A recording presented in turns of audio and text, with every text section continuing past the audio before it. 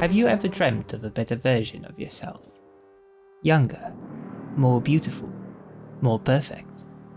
The substance promises exactly that. One single injection and nothing can stand in your way. Except, of course, yourself. Demi Moore takes on perhaps the most challenging role of her career, as a 50-year-old actress who is willing to do just about anything that prevents her from fading into irrelevance. There is a bit of meta-irony here, particularly in the light of the rather lackluster reception of the film at this year's Academy Awards, where everyone had their eyes on her for Best Actress. And the Oscar goes to Mikey Madison. However, it turns out that it was not her week after all, and in some respects, Sue won it instead, which may be a good thing, but we'll get to that in a bit. The Substance is a buddy horror film about a Hollywood actress who takes an experimental black market miracle drug to restore her youth and beauty.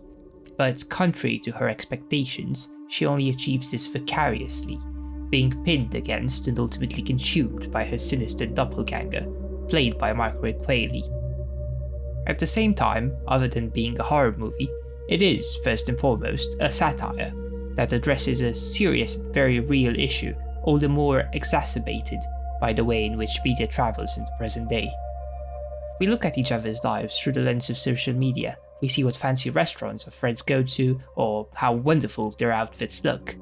And we even have filters that can make us appear younger. Judging from our social media feeds, we are made to believe that the lives of others are picture perfect, even though reality often tells a whole different story, which might be difficult to see through the cracks. The Substance plays a bit with the feebleness of this illusion, like in the scene where Sue's body literally begins to crack at the seams. Circle those hips. Circle those hips. Contract, contract, contract, contract, contract, contract. Head between your legs. Film stars and celebrities are even more prone to this. Their lives are frequently being looked at through a microscope in the context of media outlets, and, in turn, some of us tend to aspire towards the glamour that we often see them portrayed in. They become something other than human. They start embodying the amalgamation of things that we as a society associate perfection with. Aging, in particular, is diminished in every way possible, from Botox and fillers to fairly gruesome plastic surgeries. This is exactly what spurred Coralie Fargeat to write a screenplay for what is only her second feature film. The societal pressures that come with aging, particularly for women. Because yes, The Substance is a film about women, but it is also a lot more than that. The reality is that many people, especially in the realm of mass culture and idols, see women as finished after a certain age. Sure, Harvey, the TV producer, is a bit of a stereotypical image here. The film does not refrain from casting any ambiguity as to the nature of his character. He is foul-mouthed, perverted, and flat-out disgusting. He personifies corporate greed, with no redeeming factors, no real values to speak of. After all, stardom is a commercial vehicle well known by Hollywood executives, even from the silent era, when they realized that they could use high-profile actors and actresses to market their films by creating an image for them, and releasing magazines with interviews, often written by ghostwriters, of what their perfect dates looked like, where they could go out for dinner, and so forth. Lillian Gish and the Flapper Girl culture serve as early examples of this. However, Harvey does pose an intriguing question. If he wishes to sell his product more than anything, and his product is the star that he produces, in every meaning of the word, having Sue essentially tailor-made for us to buy into, then where does that leave us? He makes the point that nobody wants to watch Jurassic Fitness, so this begs the question, are we, the audience, the ones responsible here? Coralie Fargeat appears to suggest so, which is perhaps the reason why the public is splattered in blood towards the end. the blood is on our hands, quite literally. But this outlook has its own limits, particularly if we take into account the Elizabeth Shue monster. How did we get here, to the birth of this metaphoric monster? Well, the fact of the matter is, it's not just about how men view women, or about how women view other women. There is, of course, a slight dig at the jealousy which we are all susceptible to. This is best illustrated by Elizabeth agonizing over her advertising panels being replaced by the ones with Shue, which are themselves framed in stark contrast to Elizabeth's own bathing, which becomes much akin to the picture of Dorian Gray, reflecting the broken image of her inner self as she bears the consequences of misusing the substance. The truth is, we all wish to be loved by the people around us, to be appreciated for the way we look, or to varying degrees, being the center of attention. Whether we're talking about men or women, the man who works in the hospital and introduces Elizabeth to the substance is just as guilty. There isn't anyone who wouldn't like to be praised, and, if it were possible at all times, we would like for others to see the best side of ourselves, the best version of ourselves. It may sound like a cliché, but there is truth to it, and the film takes this quite literally.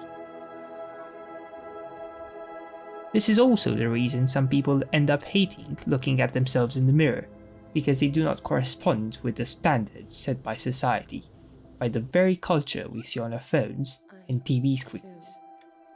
We do all we can to conform, to look as young as possible, to stay relevant for longer. The substance is exactly that, the wish to renounce what is natural, and our own person along with it, in favor of inscribing yourself as an individual in the fake standards made up by society, further promulgated by yourself as you yield to them, which are becoming harder and harder to reach. So hard, in fact, that we've resorted to such radical ways of treating our bodies by stitching ourselves up to have bigger breasts or bottoms, which are all satirized in the Elizabeth Shue being, who is literally throwing up bosoms.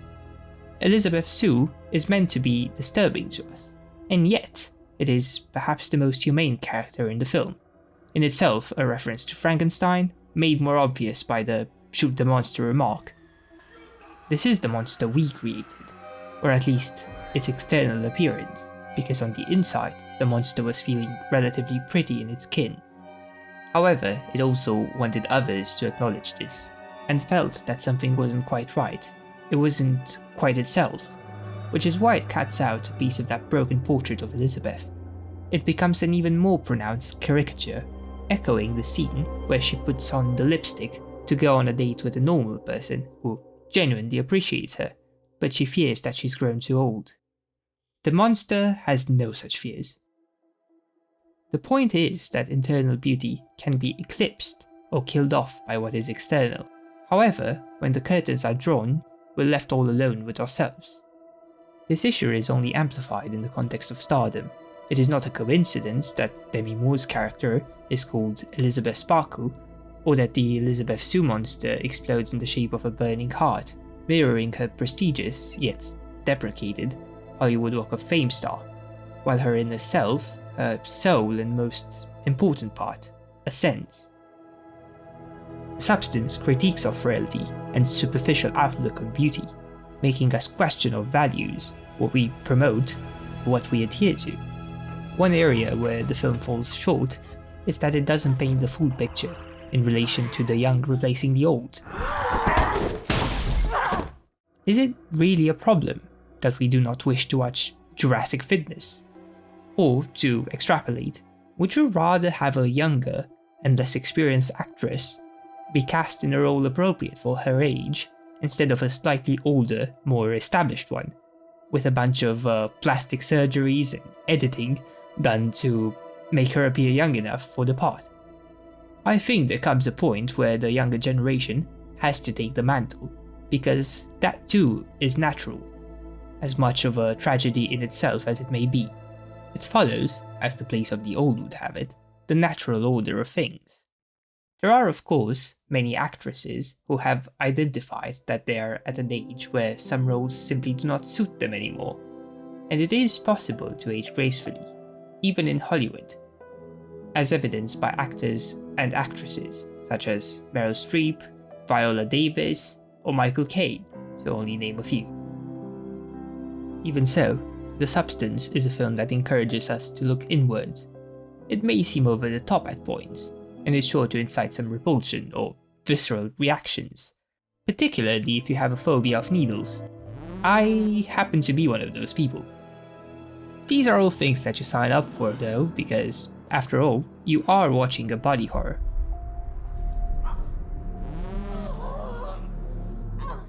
The choice of genre also works here. It is through these extreme moments of violence that The Substance emphasizes the worrying extent to which our society succumbs by turning the unnatural into the norm. This elevates it beyond typical genre conventions, and serves as a good reminder to us that, at the end of the day, when you feel like the person in the mirror looks to you as through a glass darkly, far removed from yourself, there may yet be something underneath. If you stare deep enough into the abyss, you might just find a gleaming ray of light, one you may have lost, or forgotten that you even had along the way.